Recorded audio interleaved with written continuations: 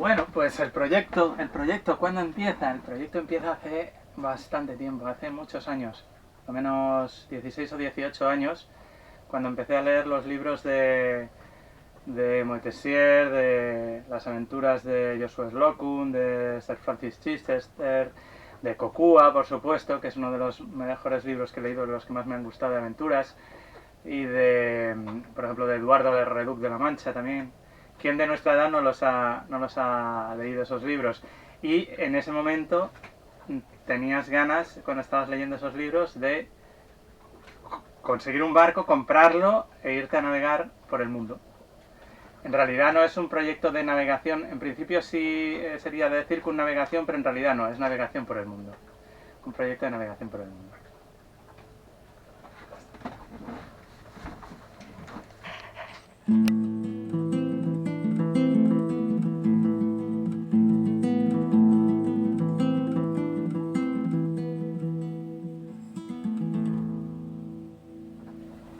Y claro, ya llevamos pues en torno a 10 años navegando.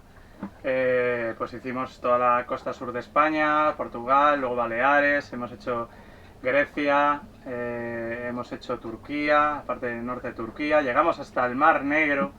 Este barco navegó en el Mar Negro, estuvo fondeado delante de Santa Sofía. Y bueno, pues ahora luego Canarias y ahora pues en el otro lado del Atlántico. Ya.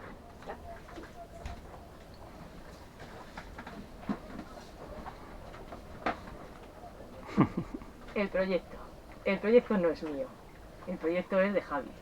Siempre ha querido dar la vuelta al mundo con su velero y desde que se compró el velero era su idea principal. Así que ha ido poco a poco, sobre todo él, porque yo me he unido pero ya casi al final. Y después lo que ha dicho es Grecia, Turquía, que son los sitios que realmente a mí más me gustan, nos hemos venido a Caribe. A ver qué tal. La preparación del barco, pues la preparación del barco, este barco está más que preparado porque lleva en nuestro poder desde hace más de 13 años. Entonces, claro, pues está siempre preparado, ha estado siempre preparado desde hace años. Y si hay alguna cosa, siempre hay que revisar cosas, lógicamente, pero bueno, en cuanto a la travesía en concreto, pues en la travesía en concreto, el motor lógicamente tiene que estar bien, hay que verlo, el motor, la jarcia, las velas, y aún así ya tuvimos un problemilla que contaré ahora después, pero bueno, no lo sé. Nada especial en nuestro caso, porque como os digo está más que preparado el barco. La preparación del barco. Pues llevamos 13 años preparando el barco para esto.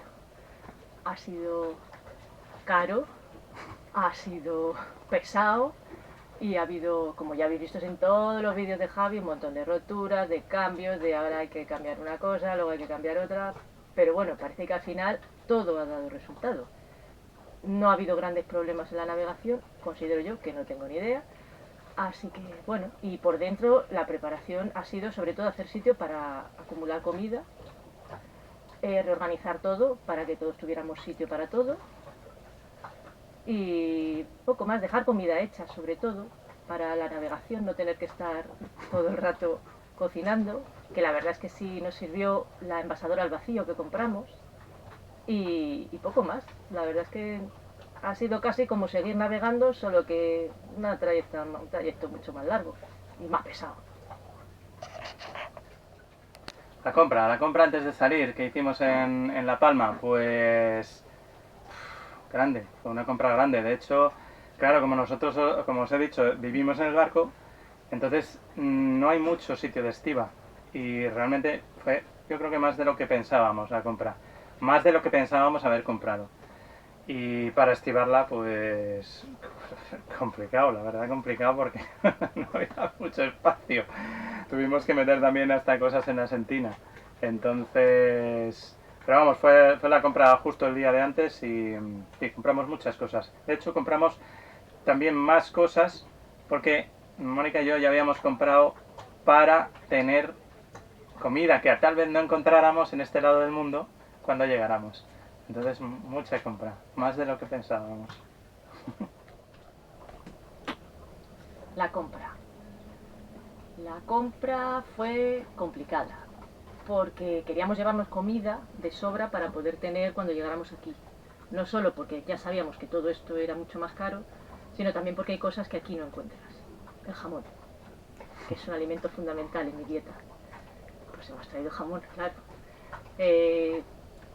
La estiva de la tal. Javi piensa que es muy complicado, yo no lo encontré tan complicado. Es cuestión de Tetris. Buscas sitios y los vas acoplando de manera que no que quepan bien y que no haya problema de movimiento a la hora de la navegación. Sí, hubo que utilizar la sentina, pero para la sentina lo que se guardó fue agua y 2 garrafas de aceite de oliva, que es otro elemento fundamental en la alimentación, que también nos trajimos. Sobre todo eso, aceite de oliva, virgen extra, queso. Son cosas que aquí no encuentras y ¿qué español no puede vivir sin ello? La salida de La Palma, la salida de España, ¿no? De Canarias. Pues bueno, yo realmente no soy nada sentimental en este sentido. O sea, yo me he movido a un sitio y se queda atrás y se acabó. No. Pero bueno, sí que había algo de, como es lógico, algo de nervios, ¿no? Porque vas a iniciar una travesía, pero yo no pensé nunca, o sea, no tenía en la cabeza nunca la gran travesía del Atlántico como algo, no, una travesía más, algo más larga y ya está la salida. Bueno, pues, a ver, sí, lógicamente, se queda España atrás, se queda la familia, se quedan los amigos y vas hacia un sitio que realmente no conoces. Pero bueno, no fue, por lo menos para mí, no fue traumática realmente, nada traumática. Pues la salida fue triste, porque yo sí soy sentimental. Y me daba mucha pena dejar España y sobre todo Europa, que es lo que a mí más me gusta. Ir al Caribe nunca me ha hecho especial ilusión, pero bueno, es un sitio más al que conocer. De momento estamos aquí y no está mal. Pero bueno, ya te digo, la salida fue triste. La navegación tiene varios puntos. La meteo, nosotros salimos a mediados de, no, a primeros de enero y bueno, siempre sopla el alisio, más o menos. Hay ciertas calmas. Nosotros tuvimos bastante suerte con este tema de las calmas porque no cogimos prácticamente. Pero la meteo, bueno, hay que vigilarla, lógicamente, pero en esta época del año, pues casi siempre es lo mismo. El alisio que sopla de este a oeste y ya está. En cuanto a la navegación, lo principal, una de las cosas principales fue nuestro piloto de viento, por lo menos para nosotros. Y luego comentaremos de la energía, pero el Pelos, qué deciros, estuvo los 21 días de navegación, las 24 horas prácticamente, salvo pequeños momentos que pilotábamos, estaba pilotando el Pelos. Entonces, el piloto de viento para mí, yo creo que si me preguntan qué aparato es imprescindible para el cruce o para una navegación de altura de muchos días, sería un piloto de viento, casi seguro. En cuanto a las velas, en realidad, aunque os digo que sopla este-oeste casi siempre el viento, sopla el alisio, pues era un poquillo fastidión, porque en realidad rolaba del día a la tarde y a la noche. O sea, estaba soplando un noreste y se acababa rolando al este. Entonces esto era un poco problema para nosotros porque llevábamos el tangón por un lado, por la banda de babor, pero sí que lo tuvimos que cambiar una o dos veces a la banda de estribor, pues porque no nos coincidía y cambiar el tangón era un poco rollo. Y luego hay veces que vas casi a orejas de burro, casi que no, que sí, ya sabéis cómo es el rumbo de orejas de burro, bastante delicado. Y también teniendo en cuenta al Pelos, el barco tiene que estar perfectamente trimado y en este sentido era muy difícil algunas veces, no llegaba a ser desesperante, pero bastante complicado conseguir un trimado en el cual el piloto de viento pudiera llevar el barco sin problemas, pero bueno, al final lo llevó prácticamente toda la travesía, como os digo, sonriente el tío como siempre y nada, muy bien. El piloto de viento, después de 13 años de tener una cosa ahí puesta en popa, al fin se ha usado. ¿Ha valido la pena no tener plataforma de baño? No. Bueno, vale. Para estos 21 días sí, pero el resto de los 13 años me hubiera gustado tener una plataforma de baño. La noche y las guardias. La verdad que tuvimos bastante, nada más salir, toda la semana inicial tuvimos luna y nos iluminaba bastante, vamos, toda la noche iluminada prácticamente. Luego nos quedamos sin luna y era como boca de lobo. Las guardias. Las noches son largas, muy largas, porque anochece muy pronto y para mí, aunque amanezca pronto, me da igual, porque yo soy de dormir hasta tarde, con lo cual las noches son muy largas. Y bueno, de las guardias. Comidas, las comidas, pues la verdad que sí se puede, a todo se acostumbra uno, te acabas acostumbrando y cocinábamos casi normal, pero es incómodo. Las duchas, nos duchábamos todos los días, un auténtico lujo, que tenemos la potabilizadora. Y aprovecho y comento de la potabilizadora. La potabilizadora es imprescindible si no quieres cargar muchísima agua y si no quieres tener problemas, porque puede fallar, el agua se acaba. Entonces nosotros con la potabilizadora sí que es verdad que aún así teníamos los tanques llenos, pero está muy bien, la poníamos cada día sí, día no, y entonces por eso nos podíamos duchar todos los días. La limpieza del barco es un desastre, el barco cuando se navega, y más en travesías largas. Se puede ir limpiando lo que se puede, pero al final acabas teniendo ganas de llegar solamente por hacer una buena limpieza del barco general. Las comidas, pues comimos de todo y como ya he dicho antes, como teníamos la envasadora al vacío, habíamos dejado ya algo de comida hecha, con lo cual casi una semana la tuvimos hecha. Era incómodo, muy incómodo. Tenías que estar con cuidado de no utilizar mucha agua ni mucho aceite, porque como se mueve, a pesar de que el balancín de la cocina te ayuda mucho, pero cuesta acostumbrarse y al final es un rollo. Entonces hacíamos un poco más seco que otra cosa. Y las duchas, pues estaba guay, nos duchábamos todos los días. Era toda una experiencia, porque parecía que te metías en una batidora. Yo no me maté pues de puro milagrito, pero estaba bien. Y luego la limpieza, el barco un asco, un verdadero asco. Desde el cuarto de baño hasta las sábanas que utilizamos para dormir, todo era repugnante cuando llegamos. Pero aún así, durante la travesía, el baño se limpió unas cuantas veces y el barco en sí se intentó limpiar un poco, dentro de lo que nos permitía el movimiento. Así que bueno, podría haber estado peor.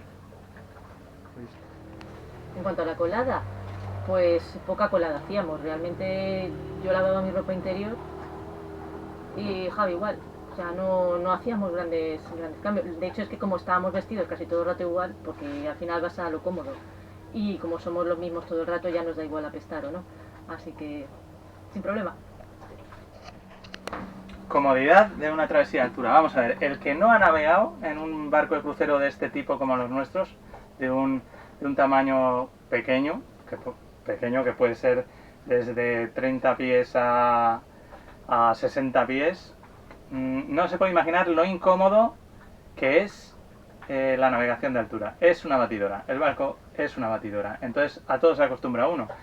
Y bueno, al final te acostumbras. Sí que es verdad que a lo mejor hay algunos días que se mueven más, otros que se mueven menos, unos que se mueven muchísimo, otros que se mueven poco, pero siempre se mueve, siempre tienes que ir agarrado a todos los sitios. Hay muchos agarraderos en el barco para poder moverte, porque cualquier cosa que tengas que hacer, tienes que agarrarte para ir, porque puedes tener un accidente. Puedes salir disparado y golpearte contra cualquier sitio. Entonces es muy incómoda, la navegación de altura es muy incómoda. El descanso en la navegación, pues al final te acabas durmiendo, pero porque estás cansado, porque realmente se mueve tanto el barco que en condiciones normales sería imposible dormir, pero pues al final lógicamente te acabas durmiendo y te acabas acostumbrando, a todo se acostumbra uno. La comodidad no existe, solo cuando estás sentado, claro, porque moverse es toda una historieta. El que ha navegado un poco, con un poquito de mala mar, ya sabe de lo que va esto. Y aunque sea buena mar, se mueve todo. Hay que agarrarse por todas partes para no matarse. ¿Y qué era lo otro? Ya no me acuerdo. Descanso. Ah, el descanso. El descanso. Sí, bueno, pues eso, que cuando estás cansado, duermes. Noches más, noches menos.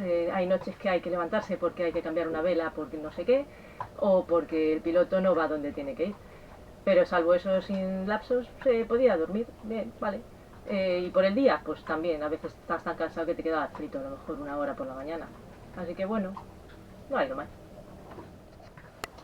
Aburrimiento. ¿En qué se pasa el tiempo? Pues parece realmente a lo mejor no me creéis, pero no me aburrí en absoluto en la travesía. 21 días y no hice nada. O sea, de hecho ni leía, ni hacía, yo qué sé, figuritas de papel, ni hacía absolutamente nada. Estaba sentado en la bañera viendo el mar. Me encanta ver el mar. Y pasaba horas viendo las olas y viendo el mar. Me parecía precioso, un lugar increíble. Unas olas enormes, claro, porque el Atlántico tiene, más en una travesía de altura, seguramente acabarás viendo olas muy grandes. Y era precioso. En eso pasaba el tiempo. Y aburrirme, no me aburrí en absoluto. Que si me aburrí, mucho. Pero bueno, yo leo, leo y leo. No sé cuántos libros cayeron, un porrón. Sobre todo era leer, porque a mí debo tener poca vida interior, pero a mí lo de ver las olas me aburre. Cuando llevas ya 3 días viendo lo mismo, me aburro. Entonces yo leo, charlo y si puedo, pues cuando cocinábamos, hacíamos algo. Bueno, hicimos una tarta de queso en el cumpleaños de Javi, esas cosillas. Pero vamos, la vida diaria, lo poco que te entretenía. Una aguja en un pajar. Eso fue la Vendée Globe. El cruzarnos con Justin Metro en Suimoca. Impresionante. De verdad, una aguja en un pajar. Nos hizo un pequeño vídeo que ya visteis, está en los vídeos de la travesía, y nosotros Mónica le hizo unas increíbles fotos que también están publicadas en el canal. Impresionante. Pues la Vendée Globe fue una tarde entretenida. Yo es que no sigo mucho estos rollos de los barcos. Pero bueno, estuvo bien y las fotos quedaron bonitas. Y luego el vídeo que nos hizo ella, pues también. Así que bueno, bien. La pesca, pues la pesca, entre que yo no tengo muchas cosas de pesca, porque no suelo pescar, no me gusta en exceso pescar. Y luego el problema que había con los sargazos, increíble, ¿eh? Hubo desde un momento de la travesía, bastante cerca ya de Cabo Verde, que era imposible. O sea, estaba todo lleno de sargazos y era alargar la caña y enganchar un sargazo. Entonces no se podía pescar, se pescó algo. 2 o 3 peces pequeños, pero poca cosa. Pescamos un pájaro, un pájaro tropical. Estaba el pulpito ahí nadando y el pájaro empeñado en cogerlo. También está por ahí en un vídeo que podéis ver, y pescamos un pájaro, sí. No hay nada que me aburra más que pescar. Solo puedo decir eso. De hecho, el pescado ni siquiera me gusta demasiado. Pues una cosa a tener en cuenta y muy curiosa eran los chubascos. Yo ya había oído hablar de esto en el cruce atlántico, que llega un momento en el que empiezas a tener chubascos, empiezan a pasarte chubascos, te adelantan, ¿eh? Te adelantan, te caen, pero es que hubo 1 o 2 días que nos cayeron 12 o 15 chubascos, era absurdo. Entonces yo ya pensé que iba a ser así hasta la llegada, pero no, esto fue más o menos a medio camino entre Cabo Verde y Martinica. Ya sabéis que no llegamos a pasar por Cabo Verde, hicimos la travesía desde La Palma a Martinica, pero bueno, en más o menos mitad entre Cabo Verde y Martinica empezó a haber chubascos, y menos mal que luego no fue para tanto. O sea, nos cayeron bastantes. Hubo uno que nos pilló por la noche, uno solo fuerte, que sí que nos hizo cambiar la vela, bajar, tuvimos que rizar la mayor, la teníamos casi arriba entera, tuvimos que rizarla, cayéndonos un chaparrón de aquí te espero, con viento de casi 40 nudos. Pero bueno, los demás fueron un poquito más flojitos, y la verdad es que luego, más adelante en la travesía, ya nos daba igual, ya dejábamos la vela arriba. De hecho la llevábamos a orejas de burro por la noche, ni la cambiábamos, íbamos a la toa castaña. pasaba el chubasco y bueno, pues nada más. Corta. Calor. Ah, sí, el calor. Espera, es que eso viene ahora, que se me ha olvidado. Lo Vale. corto y vuelvo. No. No, ¿has cortado? No. Joder. Bueno, pues venga. Es que me están apuntando. El calor. Pues muy curioso lo de los usos horarios. Hemos pasado 4 usos horarios o 5 usos horarios, nada menos. Y bueno, como ha sido muy paulatino, no te ibas, no ha sido traumático. O sea, quiero decir que cada vez iba anocheciendo un poquito antes, entonces, pero no fue muy radical el cambio, porque eran durante 21 días, entonces ni jet lag ni nada. Y el calor iba aumentando. Hubo un momento que llegamos a la latitud, cuando llegamos a la latitud de Cabo Verde más o menos, ahí ya se notaba que era clima tropical. Los chubascos son un coñazo porque llueve cuando menos te lo esperas, de repente se pone negro y empieza a caer. Da igual si has tendido o no. Bueno, pero da igual. Los usos horarios, pues cada vez se iban notando más. Claro, se iba haciendo de noche más tarde, hasta que llegamos a las 6 y 6 y media, que ya se empezó a igualar todo el rato. Bueno, no fue traumático. A mí me gusta más el uso horario español. Y luego calor, sí, es verdad que se notaba que el calor iba aumentando a medida que íbamos bajando. Empezamos con chaquetitas y acabamos casi en tirantes y pantalón corto. ¿Y había algo más? Pues ya está. La tecnología, el Starlink una gran ayuda, la verdad que funciona bastante bien, es carillo para usarlo en el océano, pero funcionaba muy bien y claro, es un paso de gigante en la tecnología. Nosotros también llevamos el Garmin InReach. Yo creo que es un complemento perfecto para el Starlink. No creo que se pueda ir solo con Starlink. Es importante todavía tener también Iridium. El Garmin InReach va con Iridium. Y además yo con mi Garmin InReach podemos bajar también Meteo, aunque no lo usamos, claro, lógicamente teniendo Starlink, que es internet de alta velocidad. Pero muy bien, la verdad que muy bien.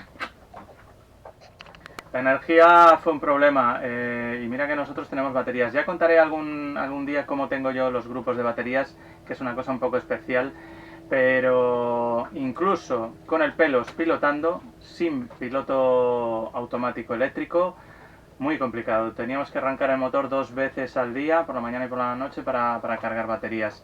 Y el Starlink, como lo llevábamos, no como lo tenemos ahora a 12 voltios, sino que lo llevábamos como es originalmente el Mini, que a pesar de que dicen que es de 12 voltios, lo anuncian como para 12 voltios, tienes que conectarlo al inverter, pues claro, gastaba un montón, gastaba como la nevera.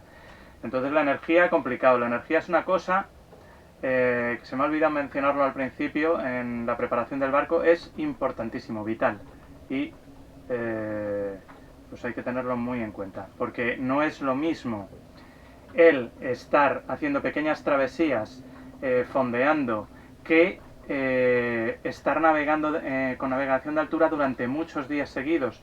¿Qué quiero decir? Pues que está toda la electrónica conectada, que hay que cargar dispositivos de todos los que van a bordo continuamente.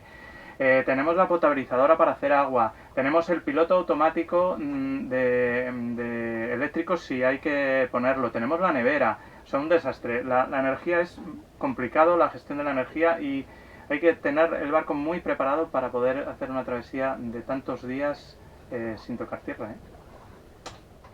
Y una cosa muy importante respecto a la energía que a lo mejor no se tiene en cuenta es que a partir de mediodía, navegando hacia el oeste, en el caso este del cruce atlántico, las velas tapan prácticamente la totalidad de las placas solares, con lo cual la carga es muy inferior, la carga que dan las placas, a la que puedes tener en cualquier otra situación.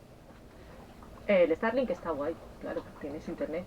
Aunque no el internet como lo que tienes tú en tu casa, nada que ver, ni similar, por lo menos nosotros. La energía fue un problema porque Starlink tira mucho. Entonces solo lo podíamos conectar un par de veces al día, generalmente, siempre que hubiera sol o si se ponía el motor. Con lo cual estábamos un poco más restringidos, pero estaba bien porque era una manera de tanto de comunicar con la familia, con los amigos, con todo el mundo. Así que era un poco como seguir en contacto con la gente. No desconectabas del todo con la gente. Entonces, bien, y el Garmin estaba bien, si te mandaba mensajes estaba bueno, así que bien. Bueno, el Starlink es verdad, es igual que estar en casa, en cuanto a lo que es el Internet. El problema es la energía. En tu casa tienes todo el día puesto el internet porque no hay problemas de energía. En el barco no, porque como tienes que estar pendiente de que haya sol, de que las placas carguen, de que el motor cargue, tienes que restringirlo a unas horas determinadas, primera hora o última hora, siempre con el motor puesto o si hace mucho sol, que en nuestro caso no fue. Así que Las averías, pues las averías la verdad que tuvimos muy pocas. Yo pensaba cuando iniciamos la travesía que iba a haber más problemas de más tipos, pero bueno, ¿qué averías tuvimos? Pues la más grave fue la rotura del backstay. No se rompió exactamente el backstay, sino un arraigo del backstay. De esto haré un próximo vídeo, pero esa avería podía haber acabado con habiendo desarbolado. ¿Qué otra cosa? Pues se nos rompió un patín de uno de los sables de la Mayor, uno de los patines Rutterson se rompió. Y luego, pues nada, pequeñas cosillas como las velas, sobre todo el Génova, acabó un poco descosido por la banda solar, la trinqueta también, algún cabo rozado y casi roto, pero vamos, cosas de poco. La verdad que tuvimos suerte en este sentido. cuando no es Pascua, siempre se rompe algo, es inevitable. Y más en un barco. Cómo no, llegada de noche. Siempre que vas a un sitio imaginaos, una travesía 21 días, llegamos de noche. Teníamos 50% de probabilidad más o menos de llegar de día a noche, llegamos de noche, cómo no. Pero bueno, no hubo ningún problema porque el fondo de Martinica es inmenso. O sea, no podéis, yo nunca había visto un fondeo tan grande con tantos barcos, literalmente miles de barcos. El fondeo de fuera, no en el que nos metimos luego, el fondeo de Sanán, es impresionante. O sea, ahí caben barcos todos los que quieras, todos, impresionante, no hubo problema. Ahí te tenía que haber grabado así atusándote. La llegada fue de noche, como siempre. Nosotros siempre teníamos esa suerte. Pero bueno, no estuvo mal. Como ha dicho Javi, el fondeo estaba bien, con lo cual no hubo mucho problema a la hora de llegar. Y fue entretenido, porque claro, vuelves a ver árboles, vuelves a ver luces, pero está bien. Impresionante, la verdad es que el seguimiento que nos hicisteis todos la familia, los amigos del canal, la cantidad tan ingente de mensajes que nos mandasteis durante toda la travesía. Bueno, esto fue básicamente un experimento, como teníamos Starlink, pues de publicar un vídeo diario y la verdad que nos encantó ver a tantísimos amigos, la familia, amigos que venían de travesía con nosotros. Toda la travesía, los 21 días, y recibiendo tal cantidad de mensajes de ánimo y una maravilla, una maravilla. Impresionante. Yo me quedé admirada. Muchísimas gracias a todos. La verdad es que era divertido y te daba muchos ánimos. Era muy bonito. Yo solo puedo darle las gracias a todo el mundo. El futuro, pues bueno, nunca se sabe.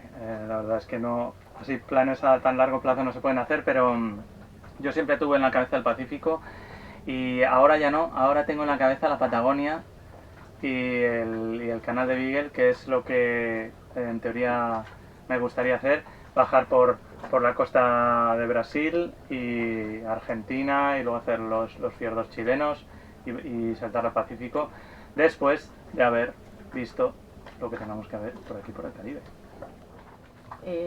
Yo no tengo planes de futuro. Iremos viendo. Pues nada, esto ha sido todo. Muchas gracias a todos, como siempre. Muchas gracias. Y nada, ya sabéis, a todos los amigos del canal, a todos los que nos veis, dadle al like si os ha gustado, si os ha servido para algo el vídeo, y suscribiros si no lo estáis. Nos vemos la próxima.